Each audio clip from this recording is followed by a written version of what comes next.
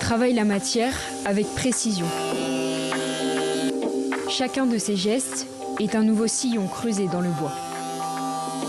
Dans son atelier de Champigny-sur-Marne, Assoukro Aké donne vie à ses œuvres.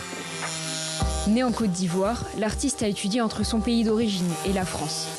Son inspiration, il la puise dans ses voyages, mais aussi dans son histoire familiale et ses non-dits, comme l'histoire des pots grattés qu'on retrouve dans chacune de ses œuvres.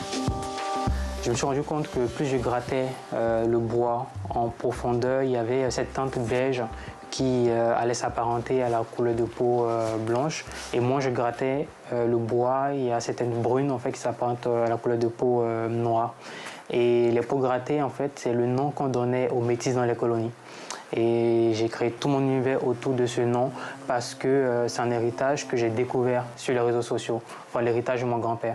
Parce qu'il faisait partie en fait de ces métis appelés les pots grattés dans les années 30-40. Pour commencer une nouvelle composition, tout part en général d'une image, souvent une référence à l'histoire de l'art ou à un artiste en particulier. Donc l'image en question, c'est une peinture du peintre espagnol Zurbarán, qui est un agneau ligoté. Et donc toute la composition va être autour de cet agneau. Et après, je vais essayer de styliser l'image, la modifier pour faire ressortir une histoire différente de celle qui est racontée par Zurbarán. Le reste s'articulera autour de cette figure, à laquelle d'autres personnages se greffent, certains directement inspirés de la collection de journaux d'époque de l'artiste. Je pense que je tiens la composition là. J'ai 4 images. Là, j'ai déjà visualisé, je sais plus ou moins où les positionner.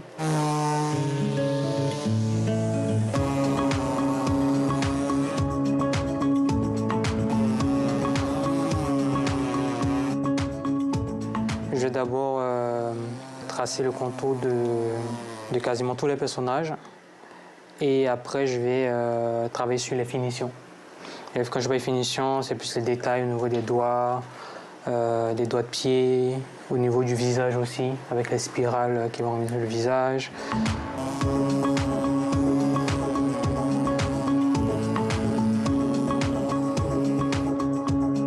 L'originalité de son œuvre, ce sont aussi ses lianes, creusées plus en profondeur dans la planche de bois, un symbole fort qui traverse toute la composition. Voilà, en fait, la dernière étape du travail, ce sont les lianes que je pose dans mes compositions. En fait, les lianes, ici dans mon travail, proviennent du vocabulaire de la médecine. Et c'est un vocabulaire que je réutilise dans mon travail parce que j'ai commencé à dessiner avec les encyclopédies de médecine quand j'étais enfant.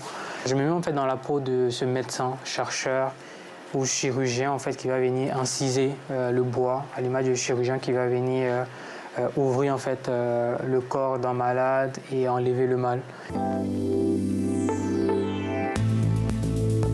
À partir du 16 mars prochain et jusqu'au mois de juillet, les œuvres d'Assoukro Aké seront exposées à la Ferme du Buisson, à Noisiel, en région parisienne.